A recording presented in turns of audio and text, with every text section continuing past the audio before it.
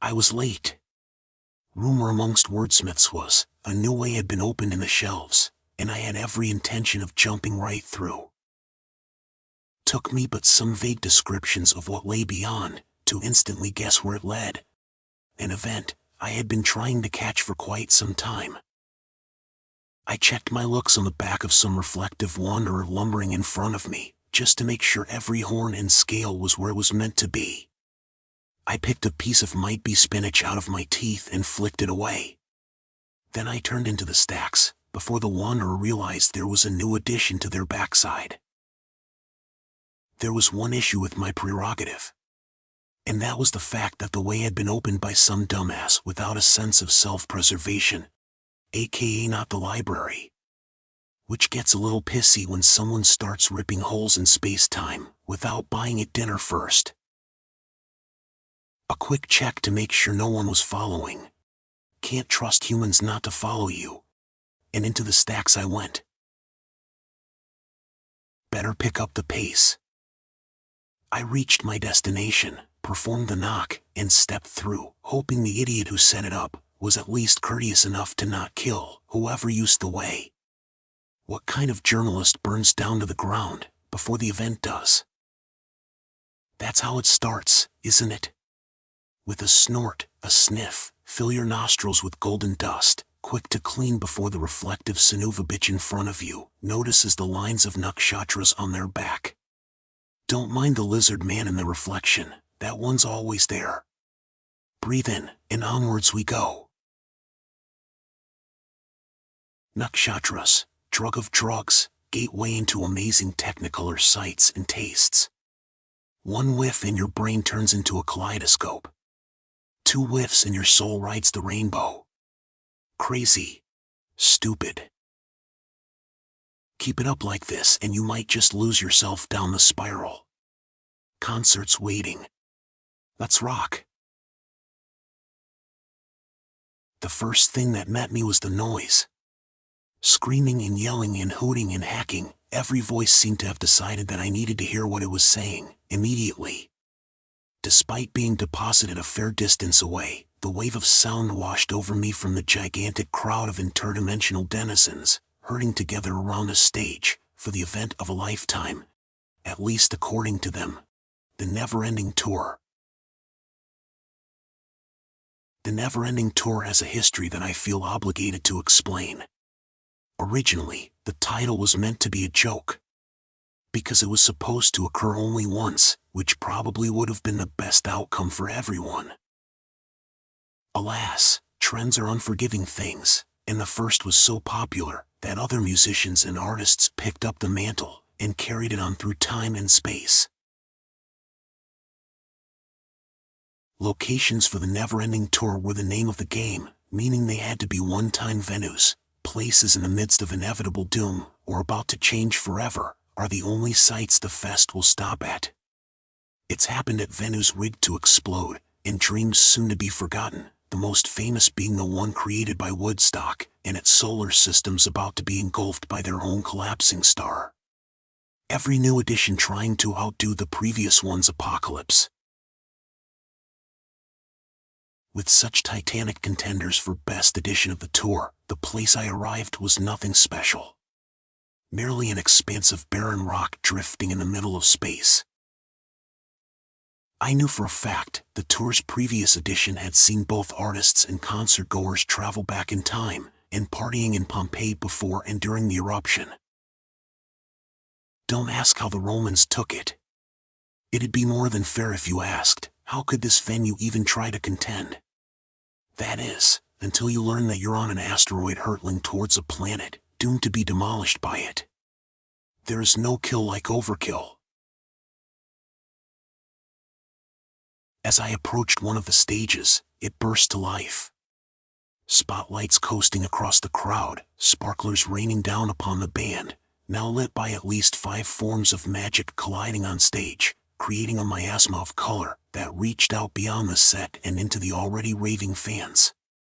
Their mouths hung open as if they were children seeing a magic trick for the first time, not functioning adults who had used literal portals to get here moments ago. I was, again, late for the party. Spells and enchantments swirled and clashed and riveted around each other, barely distinguishable until one was consumed by another. Obscene. One of the magics used on stage, floating gaseous runes, was of a spiritual origin.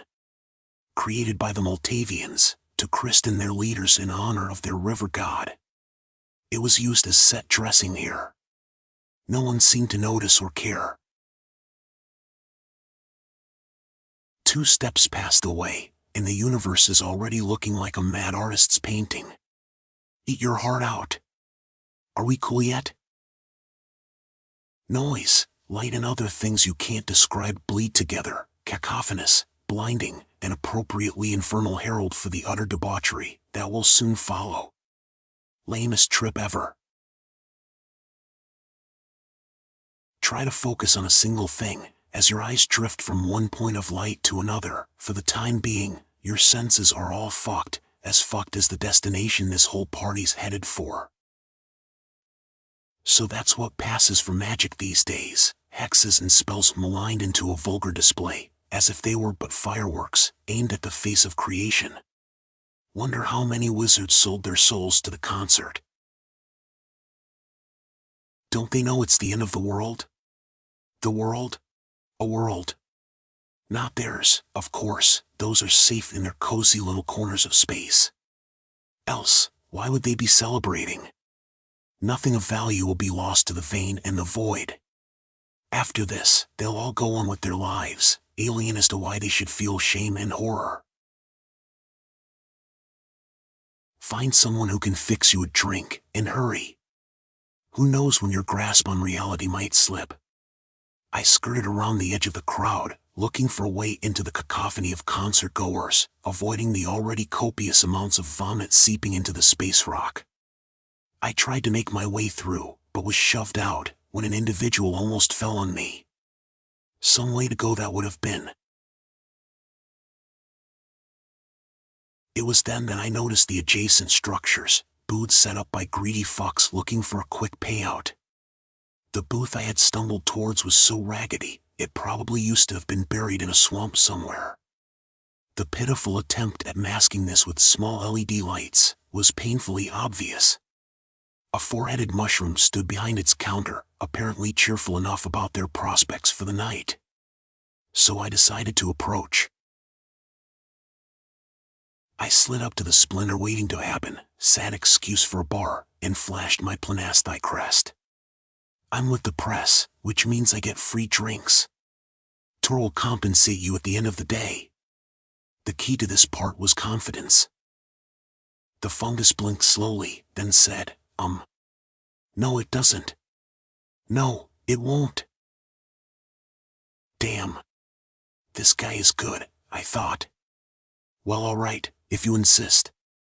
I paid the bastard, who filled a chipped glass with some blue frothy liquid and topped it with a little plastic umbrella. Classy.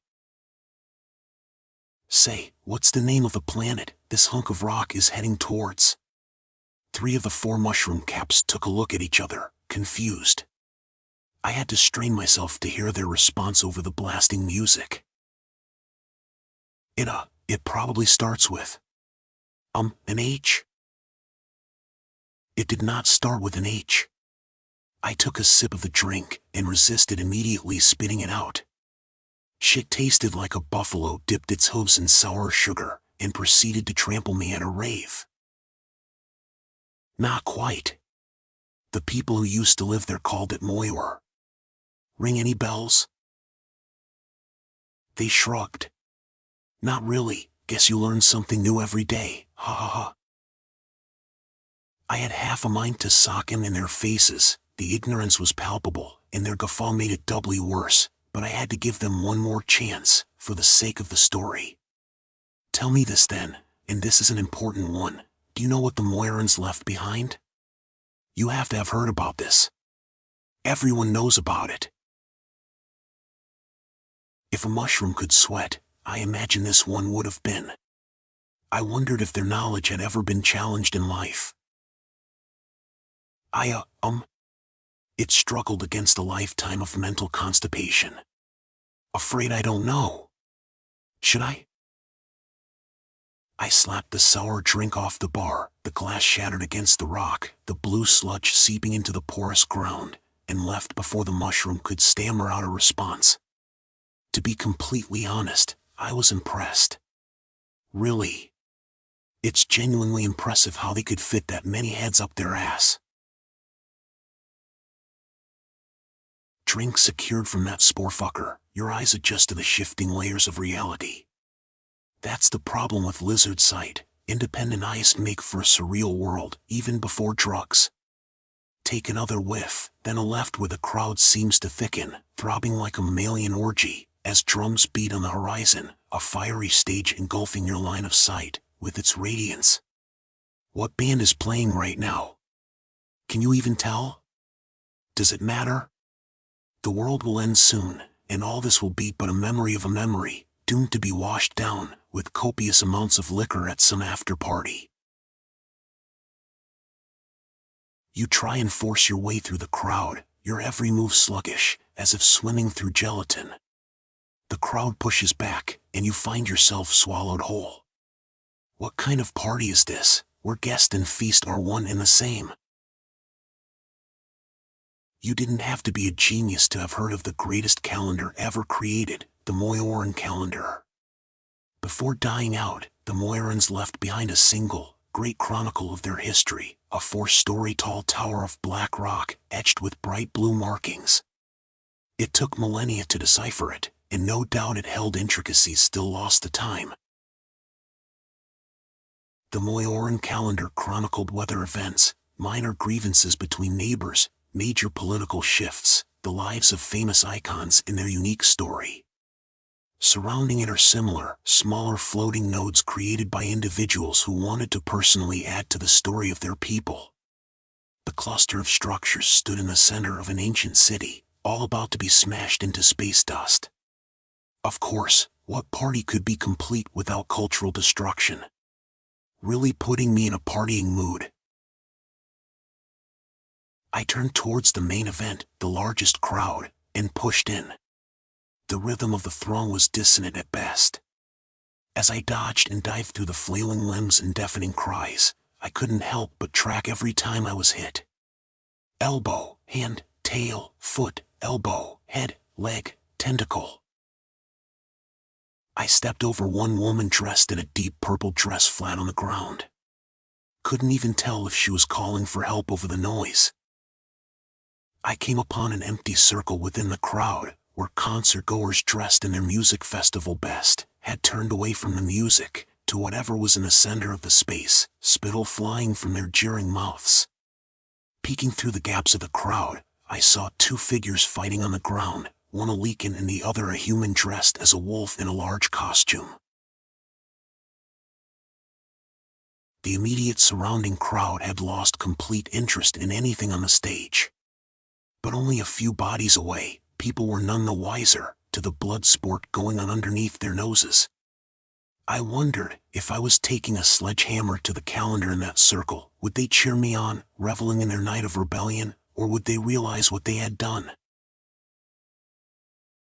Fist, leg, elbow, eye stalk, leg, arm. Music and violence seemed to go hand in hand. Fancy clothes whipped across my face and metal spikes pushed into my skin.